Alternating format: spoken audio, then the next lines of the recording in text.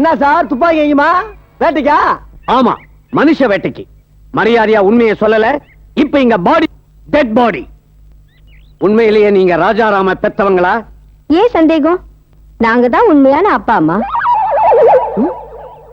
ஏங்க நீங்க என்னமோ பாக்குறத பார்த்தா நாங்க என்னமோ அந்த ஊரு கோயிலுக்கு புதுசா சாமி கும்பிட வந்த மாதிரியும் ராஜாராமுக்கு அம்மா அப்பாவா நடிக்க சொல்லி ஒத்துக்கிற சொல்ல மாதிரிலாம் இருக்கு.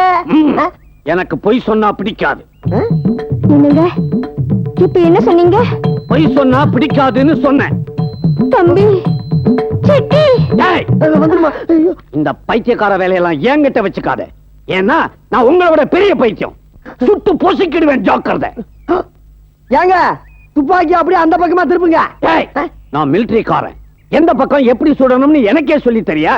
ஐயோ அது இல்லைங்க, அவனே வர்றான், அவன்கிட்ட கேட்டா தெரிஞ்சு போகும் சொன்னேன். அங்க பாருங்க.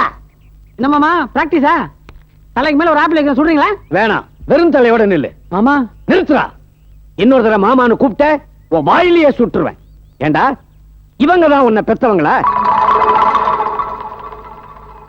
உண்மையே சொல்றா.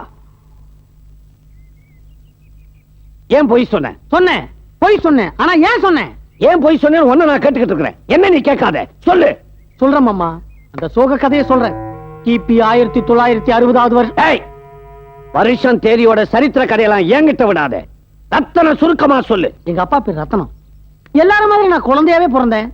எல்லாரும் மாதிரி நான் மடமடமடன்னு வளர்ந்தேன். என்ன எல்லாரும் மாதிரி எனக்கு அப்பா அம்மா இருந்தாங்க. ஒரு நாள் எங்க கிராமத்துல புயல், மின்னல், இடி, மழை, வெள்ளம். திரும்பி பாக்குறேன், ஊரையே காணோம். என் கண்ணு முன்னாடியே எல்லாரும் போல எங்க அப்பா அம்மா அடிச்சுட்டு போயிட்டே இருக்காங்க. ஆனா அந்த வெள்ளத்திலையும் ஒரே ஒரு ஜீவன் மட்டும் தட்டு தடுமாறி தவழ்ந்து கரையோரமா ஒதுக்குச்சு. அந்த ஜீவன் யார்? யார்? யார்? நான் தான் மாமா. அப்படி கரையோரமா ஒதுங்கின இந்த ஜீவனை எங்களை அப்பா அம்மான்னு கூப்பிடாம வேற எப்படி மாமா கூப்பிடுறது? எப்படி மாமா கூப்பிடுவேன்? அம்மா மகனி. அப்பா. இப்படி அம்மா அப்பான்னு கூப்பிடுற பசங்களை பார்க்கும்போது என் மனசு எவ்வளவு வேதனைப்பட்டிருக்குன்னு யோசிச்சு பாருங்க மாமா, யோசிச்சு பாருங்க. அப்பா அம்மான்னு கூப்பிடுறதுக்கு வளர்த்தவங்க இருக்கிறாங்க. அத்தை மாமான்னு கூப்பிடுறதுக்கு நீங்க இருக்கிறீங்கன்னா எவ்வளவு சந்தோஷப்பட்ட மாமா.